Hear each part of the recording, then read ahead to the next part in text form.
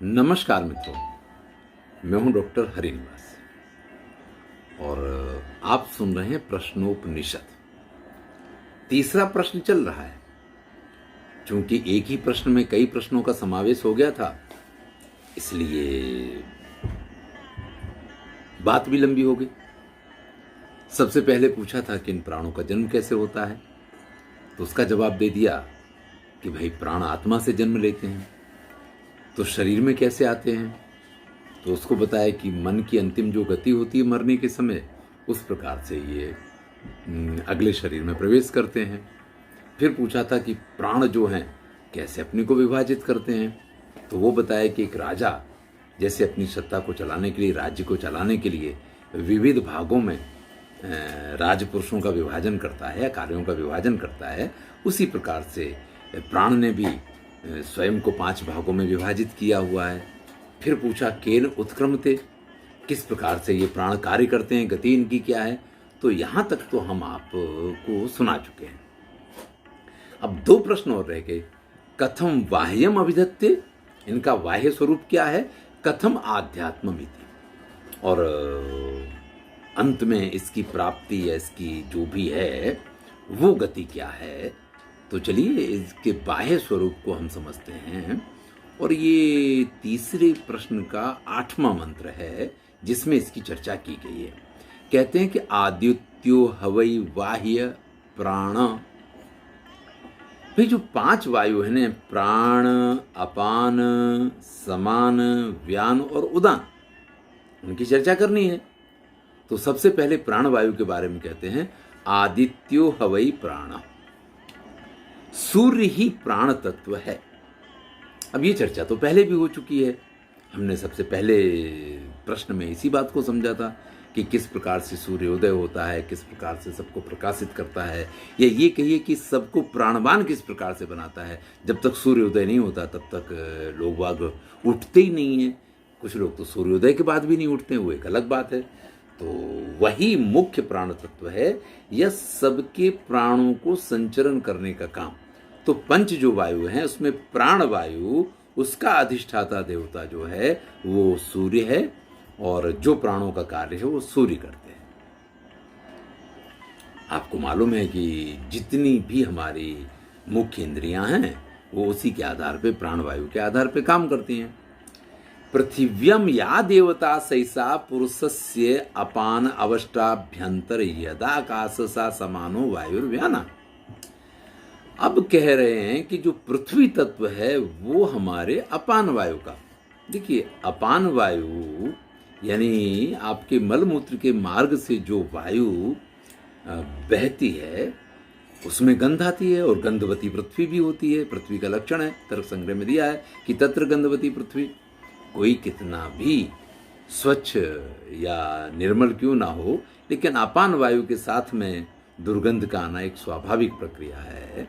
और इसी बात को तो पृथ्वी जो है वो हमारी अपान वायु की अधिष्ठात्री है, या बाहर हम कहेंगे तो अपान वायु किस रूप में स्थित है, तो पृथ्वी के रूप में स्थित है। इसके बाद कहते हैं जो आकाश है, जो सर्वत्र विद्यमान है, पृथ्वी और आसमान के बीच में, वो समान वायु का प्रतीक है। और हमारे शरीर के अंदर भी जो अवकाश तत्व है, कानों के माध्यम से ये सुनने का काम करता है, लेकिन यही वो तत्व है जो हमारे पूरे शरीर को बैलेंस रखता है, या हमारी इंद्रियों को, तो ये हम देख चुके हैं। तो जो समान वायु है उसका बाह्य स्वरूप क्या है, आकाश है। तो फिर से समझ लिए, प्राण वायु का मुख्य स्वरूप वो सूर्य है। जो हमारा अपान वायु है उसका जो बाह्य स्वरूप है वो पृथ्वी है। जो हमारी समान वायु है उसका बाह्य स्वरूप आकाश है। और जो व्यान वायु है, वायु उसका बाह्य स्वरूप है। व्यान वायु का बाह्य स्वरूप ही वायु है। अब बचा तेज। तो अगले मंत्र में कहते हैं तेजो हवा उदान तस्मात् उपशांत तेजा पुनर्भव इंद्रिय मनसि संपद्यमानै भाई तेज जो है वो उदान वायु का बाह्य स्वरूप है। अब आप देखिए, जब किसी फिल्म में आपने, वैसे तो किसी के प्राण निकलते तो हमें दिखाई नहीं देते हैं, लेकिन फिल्म वगैरह वाले जो हैं वो इस मामले में बड़े होशियार हैं। तो क्या दिखाते हैं कि अगर कोई मर रहा है तो एक प्रकाश यानी एक दिए की लौ जैसी है जो है ऐसे उसके शरीर में से निकलती है और ऊपर की तरफ गति करती है। और अगर किसी मरे हुए को वापस जिंदा करना हो तो वही दिए की लौ वो वापस लेके आते हैं और वो अंदर आती व्यक्ति जिंदा हो जाता है। तो ये जो सिंबल बनाया है फिल्म वालों ने, इसका कारण भी हमारे उपनिषदों में ये चीज दी हुई है कि उदान वायु है वो तेज स्वरूप है और वही इस संपूर्ण मन इंद्रिय जो कुछ भी है इन सबको शांत करने वाली है। अब इसकी पूरी प्रक्रिया को भी समझाते हैं कि तेजाह पुनर्भव इंद्रिय ही मनसी संपद्य मानई। ये उदान वायु होती है जो मन में जो भी संकल्प होता है उस संकल्प के साथ में इंद्रियों के विचारों को अपने साथ लेकर के और जीवात्मा में ये तेज समा जाता है और पुनर्जन्म जब होता है तो वही सारी चीजें उसके साथ पहुंचती हैं। ये श्रीमद् भगवद गीता के 6ठे अध्याय में भगवान श्री कृष्ण ने ये बात कही है कि सुचि नाम श्रीमताम गेहि योग भ्रष्टो भी जायते। अब योग भ्रष्ट जो हुआ है उसके ये सारे विचार और ये सारी चीजें उदान वायु के माध्यम से उसके जीवात्मा में स्थित होंगी और फिर उसको उससे आगे की प्रक्रिया वो शुरू कर पाए। इसलिए किसी ऐसे घर में, श्रेष्ठ घर में जन्म मिलेगा, यानी उसको श्रेष्ठ योनि की प्राप्ति हुई। बहुत जन्म जन्मांतर के प्रयत्न जब करते हैं ना तब ब्राह्मण के रूप में जन्म मिलता है। देखिए, मनुष्य भी बन गए ना तो मनुष्य में से भी ब्राह्मण बनना ये एक बड़ी लंबी प्रक्रिया है। ब्राह्मण जन्म से, जाति से ब्राह्मण हो जाने से कोई ब्राह्मण नहीं हो जाता है। बड़ा इंद्रिय निग्रह, बड़ा विचारों का निग्रह और बहुत सारी ऐसी चीजें हैं जो आप जब करते हैं, आप जब आत्मिक रूप से स्वच्छ हो पाते हैं तब ब्राह्मणत्व की प्राप्ति होती है। यहां मैं जाति वाले ब्राह्मण की बात नहीं कर रहा हूं, यहां मैं वर्ण वाले ब्राह्मण की बात कर रहा हूं, जिसके मन में ब्रह्म को प्राप्त कर लेने की अंतिम जिज्ञासा नहीं, अंतिम समझ आ जानी चाहिए, वो वास्तविक ब्राह्मण है। तो बड़ी लंबी प्रक्रिया है और बड़ी लंबी यात्रा है। एक जन्म में ये पूरी नहीं होती है, इसमें जन्म जन्मांतर लग जाया करते हैं। लेकिन पुनर्जन्म जब होना है आपका तो वो कहां होना है, इसका संबंध उदान वायु के साथ जुड़ा हुआ है। उदान वायु जो है उसका बाह्य स्वरूप तेज है। अब इस प्रक्रिया को समझते हैं। यच्चित्त तस्तेन से प्राण मायाति प्राणस्तेजसा युक्तः सहात्मना यथा संकल्पितम लोकम नयति। भाई, ये जो जीवात्मा है वो चित्त के संकल्प के साथ बंधता है। अब आप कहेंगे कि जीवात्मा कैसे बंध जाएगा? तो भैया, चित्त के जो संकल्प हैं वो मन में चला करते हैं और अंतमति सुगति, मरने के समय मन में जो भी संकल्प आया, जो विचार आया, उस विचार के साथ, उस संकल्प के साथ अगले शरीर में पहुंचना है। ये तो पहले ही कह दिया कि शरीर में आत्मा कैसे प्रवेश करेगी। तो वो जीवात्मा उन सारे संकल्पों के साथ यात्रा प्रारंभ करता है। अगले जन्म में व्यक्ति का स्वभाव भी वो होता है। ये हमारे कई शास्त्रों में लिखा, श्रीमद् भगवद गीता ने भी इस बात को कहा है और उपनिषदों में भी इस बात को कहा गया है कि व्यक्ति जो स्वभाव पूर्व जन्म में रखता है वो अपने उन्हीं विचारों, उन्हीं स्वभाव और उन्हीं सारी चीजों के साथ में अगले जन्म में जन्म लेता है। यानी आप अगर इस जन्म में गलत आचरण और गलत स्वभाव के व्यक्ति हैं या अच्छे आचरण अच्छे स्वभाव के व्यक्ति हैं, तो ये अगले जन्म में भी प्रक्रिया चलनी है। यानी अगर हमारे ऊपर कोई विपत्ति है, कोई मुश्किल है, कोई परेशानी है और हम कहें कि आत्महत्या कर लें, हम इस सबसे बच जाएंगे, तो भैया आप इस जन्म में बच गए, अगले जन्म में ये सारी समस्याएं फिर इसी रूप में आपको मिलेंगी। आपको इनका सामना करना है, क्योंकि ये आपके कर्मों का फल है। तो कर्मों का फल आपको स्वयं को भोगना है।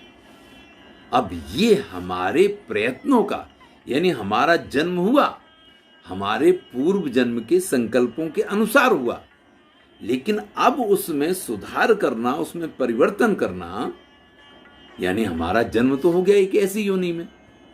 जड़ भरत की कथा जो आती है भागवत पुराण में, कि एक हिरण के बच्चे के साथ उनको इतना ज्यादा लगाव हो गया कि जब वो मरे तो उसी की याद में तो हिरण के रूप में जन्म हुआ। लेकिन जब हिरण के रूप में जन्म हुआ तो पूर्व जन्म के संस्कार इतने अच्छे थे, उन्होंने इतनी तपस्या की थी कि उनको इस चीज का एहसास था कि ये जो गड़बड़ की, इसकी वजह से ये जन्म प्राप्त हुआ। अब हिरण का जन्म मिलने के बाद भी वो हिरण वाले कर्म ना करके, और जो एक तपस्वी, एक सन्यासी, एक योगी जो कार्य करता है, उन कार्यों को वो करते हैं उस योनि में जाकर के, और फिर से वो इस प्रकार की अपनी पुनः मनुष्य योनि को प्राप्त करते हैं। तो आपको ये कथाएं सिंबॉलिक लगें, आपको ये रूपक लगें, आपको ये कपोल कल्पित लगें, लेकिन जो हमारी संस्कृति कहती है, जो हमारा दर्शन कहता है, जो हमारे उपनिषद ग्रंथ कहते हैं, उन्हीं बातों को सत्य सिद्ध करती हुई ये सारी कथाएं हैं। तो आप ये मान लीजिए कि अगर इस जन्म में हमें किसी ऐसी जगह पे जन्म मिला है जहां हमें लगता है कि भाई ये हमारे लिए उपयुक्त स्थान नहीं है, मैं तो इससे काफी कुछ आगे और अच्छा कर सकता हूं, तो आप कीजिए। वो जो आपकी तरक्की है आपके अगले जन्म की यात्रा में सहायक बनेगी। इसके बाद जो आपके संकल्प होंगे, अगला जन्म इससे आगे ही होने वाला है। लेकिन जिंदगी में आर्थिक तरक्की, सामाजिक तरक्की, व्यावहारिक विकास, ये सारी चीजें महत्वपूर्ण हैं, लेकिन सर्वाधिक महत्वपूर्ण है आध्यात्मिक विकास, आत्म तत्व का चिंतन। और इसीलिए ये कहा जाता है कि अंतमति सुगति। इसीलिए आपने इस्लाम में भी देखा होगा, हमारे धर्म में भी ये है कि भाई माला फेरने की बात आती है कि आप माला घुमाते रहिए। आप बैठे हैं, आप लेटे हैं, आप कुछ भी कर रहे हैं, तो आपके पास और कोई काम नहीं है, तो एक माला ले लीजिए, और आप उस माला को जब तक हाथ में रखेंगे तब तक आपको ये याद रहेगा कि आपको भगवान का नाम लेना है। और अगर आपको भगवान का नाम लगातार लेते रहते उस माला के साथ में, और इसके लिए जरूरी नहीं कि 108 मोती वाली वो माला होनी चाहिए, चाहे उसमें 11 मोती हों, ऐसी भी माला छोटी सी होगी ना तो भी चलेगी, क्योंकि ये माला आपको इसलिए हाथ में चाहिए जिससे जब आपका मन इधर उधर भटके ना और माला हाथ में होगी तो तुरंत याद आएगा कि अरे हमें ये सब विचार नहीं करना है, हमें तो क्या करना है, भगवान का नाम लेना है। और इसीलिए गुरु मंत्र लिया जाता है। गुरु मंत्र इसलिए नहीं लिया जाता कि हम जिंदगी में या सुबह शाम एक माला कर लें, हमारा गुरु मंत्र का वो पूरा हो गया। जब आप सामाजिक प्राणी हैं, यानी जब आप गृहस्थी में हैं, घर परिवार बच्चों की इनकी सबकी जवाबदारी है, तब आप एक माला करके भी अपनी जवाबदारी से मुक्त हो सकते हैं। लेकिन जब आपके पास ये सारी जवाबदारियां ना हो, तब आप लगातार हाथ में माला रखिए, अपने जो गुरु मंत्र मिला है उसका जाप करते रहिए। अगर उसका नहीं होता है तो जो भी आपका इष्ट है, कृष्ण हो, राम हो, शिव हो, माता हो या परब्रह्म परमात्मा हो, तो आप उस तत्व की माला घुमाते रहिए। आप देखिए जीवन में कितनी सुख शांति मिल जाती है। और सबसे बड़ा लाभ उसका ये होगा कि मरने के बाद जब अगली योनि आएगी तो हमें श्रेष्ठ से श्रेष्ठ जन्म मिलेगा। इसलिए ये बहुत ही विचारणीय विषय है और इस विचारणीय विषय पे कार्य भी करने की जरूरत है। आजकल हमारे पास थोड़ा समय होता है तो हम कहीं मोबाइल लेके बैठेंगे, कहीं हम टीवी के सामने बैठेंगे, कहीं हम कुछ करेंगे। पुस्तकें तो पढ़ना बंद हो गया, अच्छे अच्छे विचारों के जो माध्यम थे वो सारे खत्म हो गए। टीवी में सीरियल तो आपको पता है कि कैसे दिखाए जाते हैं, और भी जो चीज़ें हैं या मोबाइल वगैरह में भी जो चीज़ें आती हैं, हम जैसों को तो सुनने वाले कितने लोग हैं। तो ये सारी प्रक्रियाएं जो हैं हमारी अधोगति के तो 1000 रास्ते हैं, लेकिन उत्तम गति के रास्ते सिर्फ इन उपनिषद ग्रंथों में बताए गए। तो भैया संकल्प को श्रेष्ठ बनाइए, क्योंकि ये पता नहीं कि मृत्यु कब आएगी। वो आपको टाइम लिख के नहीं दिया है किसी ने कि भाई 26 जनवरी होगी और सुबह का समय होगा, भूकंप आएगा और उस भूकंप के साथ आपका इस संसार से नाता टूट जाएगा। ऐसा किसी ने लिख के नहीं दिया, लेकिन घटना तो कभी भी घटित हो सकती है। स्वाभाविक हो सकती है, अस्वाभाविक भी हो सकती है, यानी दुर्घटना भी हो सकती है, अकस्मात भी हो सकता है, और स्वाभाविक रूप से भी मृत्यु हो सकती है। और आजकल तो चारों तरफ हम मृत्यु के मुख में ही होते हैं। हम कोई भी यात्रा कर रहे हैं तो वो इतने गतिवान वाहन होते हैं कि उन वाहन में भी मृत्यु की पूरी मतलब व्यवस्थाएं होती हैं कि जो कुछ होना है वो भले हो जाए। रास्ते पे चल रहे हैं तो भी हमारी स्थितियां इसी प्रकार की हैं, क्योंकि इसी प्रकार के वाहन हमारे चारों तरफ चल रहे होते हैं कि किसी भी वाहन की टक्कर लग जाए। तो भैया हम तो इस संसार में जी ही मृत्यु के बीच में जी रहे हैं। तो ऐसे में हम ये नहीं सोच सकते हैं कि अब ठीक है, जब बुढ़ापा आएगा तब बुढ़ापे हम इस प्रकार के विचार कर लेंगे, तब एक बार आपका वीडियो सुन लेंगे और तब से फिर हम अपने स्वभाव में इतना परिवर्तन कर लेंगे। आज सुना है तो आज से ही इस पे गति करना शुरू करेंगे तो जीवन में सफलता मिलेगी। यही इसका अर्थ है। और अगर हम इसको अच्छी तरीके से समझते हैं तो चलिए, ये हमने इसकी गति देखी। अब कहते हैं जो आध्यात्मिक गति है, यानी जो अंतिम प्रश्न था उसका जवाब देते हैं। य एवं विद्वान प्राणम वेद न हास्य प्रजाहीयते अमृतो भवति तदेश श्लोकः। तो भैया जो विद्वान, जो समझदार व्यक्ति प्राणों की इस प्रकार की पूरी गति को, उसकी यात्रा को, उसके कार्यों को अच्छी तरीके से समझ जाता है, अमृतो भवति तदेश, वो हमेशा के लिए अमर हो जाता है। यानी प्राण क्या है? आत्मा से इनका जन्म है। शरीर में कैसे आते हैं? अपने संकल्प के आधार पर आते हैं। प्राण वायु 5 रूपों में विभाजित होकर के किस प्रकार से शरीर में काम करती है, किस प्रकार से वो बाह्य जगत में विद्यमान है, इन सब का संबंध क्या है, और अंत में ये जानने के लिए कि हमें क्या करना चाहिए, तो अपने मन को बांध करके किसके साथ में?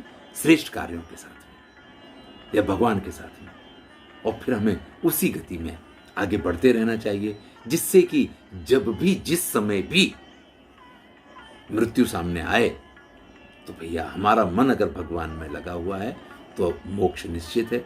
और अगर संसार में लगा हुआ है, बच्चे याद आते हैं, नाती पोते याद आते हैं, और सारी चीज़ें याद आती हैं, तो फिर से आप इस संसार में आइए और फिर से उस पूरी प्रक्रिया में जुड़िए। लेकिन फिर भी अगर आप ईश्वरीय विचारों के साथ आएंगे तो आपको श्रेष्ठ स्थान में, श्रेष्ठ घर में, श्रेष्ठ परिवार में, अच्छे लोगों के बीच में जन्म मिलेगा। इसलिए ये तो करना आवश्यक है ही। अब पूरे इसके सार के लिए एक श्लोक यहाँ प्रस्तुत किया गया है, 12वां स्वयं इसमें लिखा है कि इस श्लोक में, इसलिए मैं भी इसको श्लोक कह रहा हूँ। वैसे तो मंत्र बोलना चाहिए अगर उपनिषद का श्लोक है तो उत्पत्तिम आयतिम स्थानम विभुत्तम चैव पंचधा। भाई इसकी उत्पत्ति कैसे होती है प्राण की, किस प्रकार के ये शरीर में प्रवेश करता है, इसका स्थान क्या है, इसके स्वरूप क्या है, विभुत्वम इसकी व्यापकता क्या है, किस प्रकार से ये कार्य करता है, किस प्रकार से संसार में इसका स्वरूप है, किस प्रकार से शरीर में इसका स्वरूप है।